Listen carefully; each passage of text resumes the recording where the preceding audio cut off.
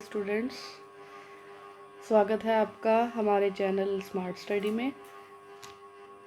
जैसे कि आप सब जानते हैं कि ईटीटी की एक्सपेक्टेड पोस्ट अनाउंस होने वाली हैं 5994।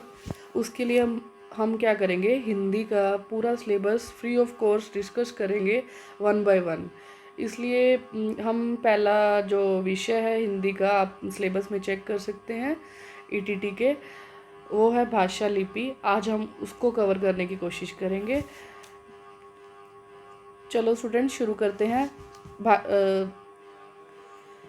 लिपि का विकास भाषा के उद्भव के बाद हुआ। पहले तो आप ये समझिए कि लिपि क्या होती है। लिपि मतलब जो आप भाषा बोलते हैं, अपने विचारों का आदान प्रदान करते हैं, उसको हम जो रिटन फॉर्म देते हैं, जो सिंबल्स देते हैं, उसको लिपि कहते हैं। पहले क्या आई? भाषा आई। स्टूडेंट्स ये समझिए, पहले हमारे पास क्या आई? भाषा आई है। उसके बाद भाषा के आने के बाद हमने क्या करने की कोशिश करी, उसको कुछ रूप देने की कोशिश करी, तो उसको क्या बोलेंगे? चिन्ह आए। इसको फिर हम बोलेंगे कि लिपि का विकास हुआ इससे। तो हम ये कह सकते हैं कि लिपि का विकास भाषा के उद्भव के बाद हुआ। भाषा आएगी फिर ही उसके चिन्ह आएंगे।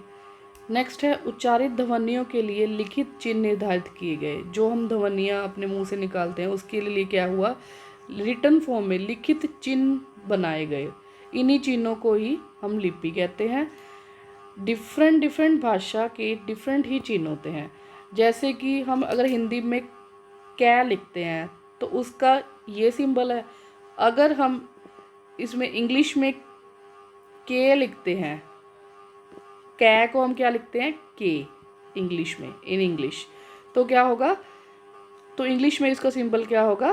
के। इसलिए ये बात बिल्कुल सही है कहना कि डिफरेंट भाषा के लिए डिफरेंट ही चिन्ह होते हैं। नेक्स्ट है, ये वो 4 भाषाएं हैं जो देवनागरी लिपि में लिखी गई हैं। कौन कौन सी 4 भाषाएं हैं जो देवनागरी लिपि में लिखी गई हैं? हिंदी, संस्कृत, मराठी, नेपाली। स्टूडेंट से बहुत याद करना बहुत ज़रूरी है, क्योंकि पेपर में इसी में से क्वेश्चन आ जाता है कि संस्कृत भाषा की लिपि कौन सी है या मराठी भाषा की लिपि कौन सी है। तो आपने ये 4 भाषाएं याद रखनी है, हिंदी, संस्कृत, मराठी, नेपाली।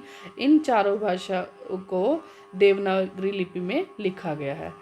और ये क्वेश्चन भी एक्सपेक्टेड है और इम्पोर्टेंट है, पेपरों में खासकर पूछा जाता है कि देवनागरी लिपि का विकास किस लिपि से हुआ? तो हम कहेंगे ब्राह्मी लिपि से। ब्राह्मी लिपि से देवनागरी लिपि का विकास हुआ।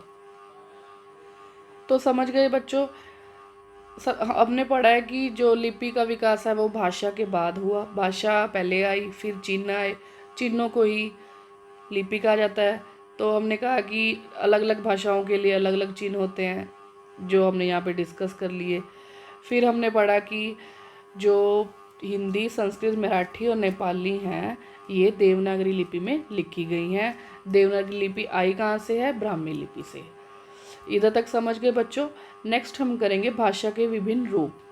भाषा के विभिन्न रूप में हम पढ़ेंगे मूल भाषा, राज्य भाषा, राजभाषा या राष्ट्रभाषा। राजभाषा को हम राष्ट्रभाषा के नाम से भी जानते हैं, और अंतर्राष्ट्रीय भाषा।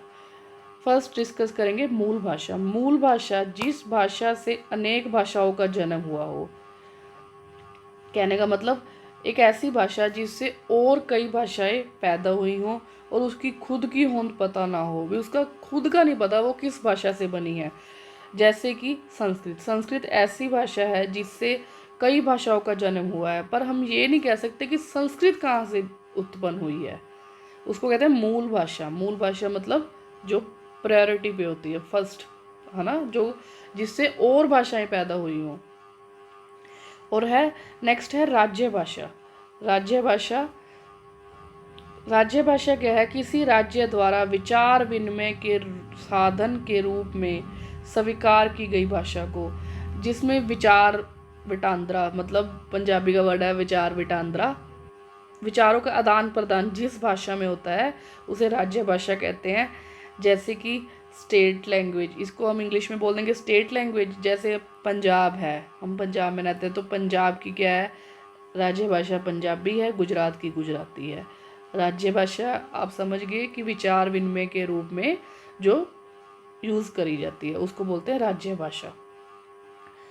समझ आ गया बच्चों? बच्चों ये हम सारा सिलेबस डिस्कस करेंगे, हमारा पहला वीडियो है।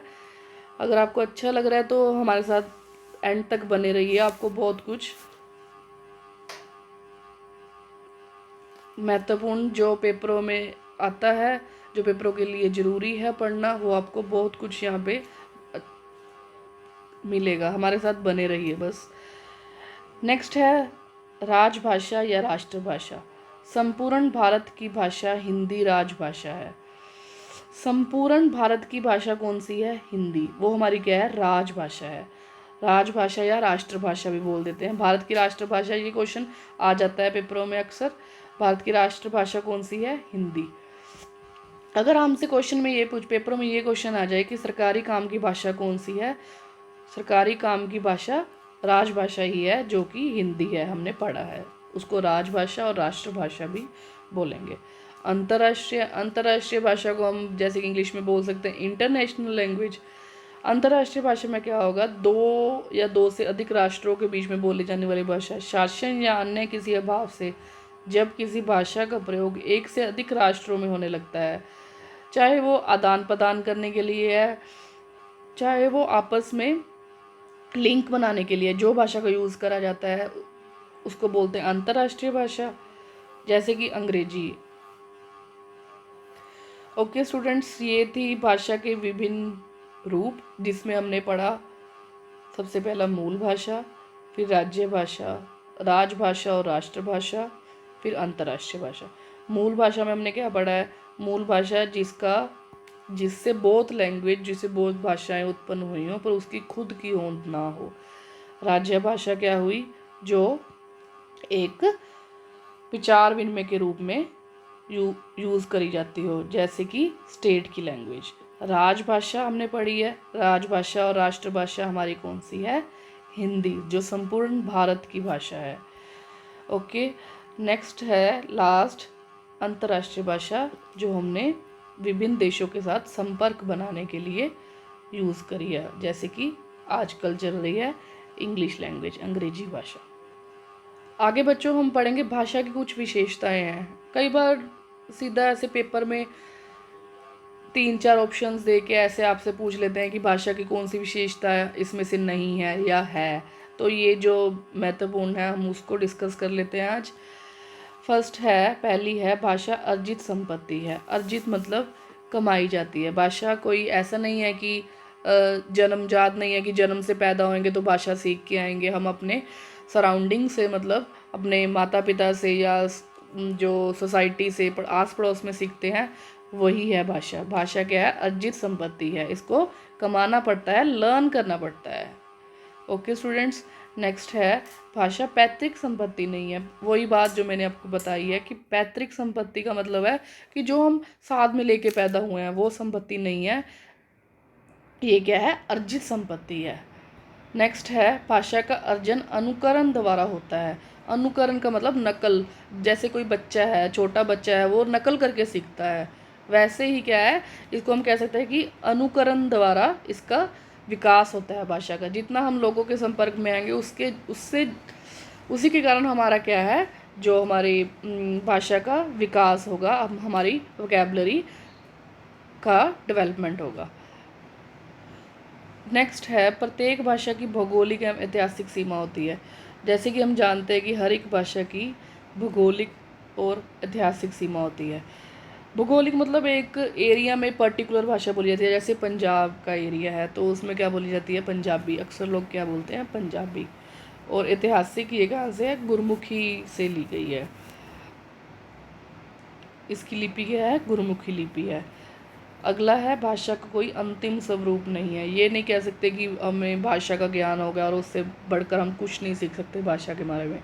भाषा के बारे में हम एंड तक सीखते हैं, जब तक हम किसी के लोगों के संपर्क में आते रहते हैं। इसलिए इसको सही है बिल्कुल ये कहना कि भाषा का कोई अंतिम स्वरूप नहीं है या इसका कोई एंड नहीं है।